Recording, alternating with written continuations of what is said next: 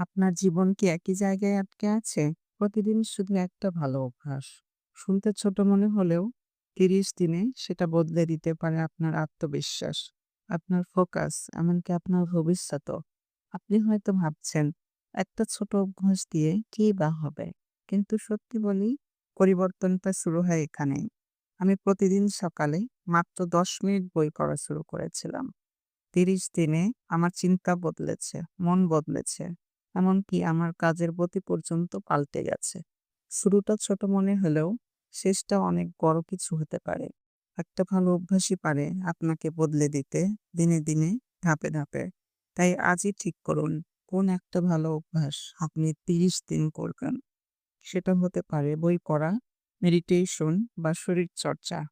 ৩০ দিন পর আপনি নিশ্চয়ই বলবেন, "আমি বদলে গেছি।"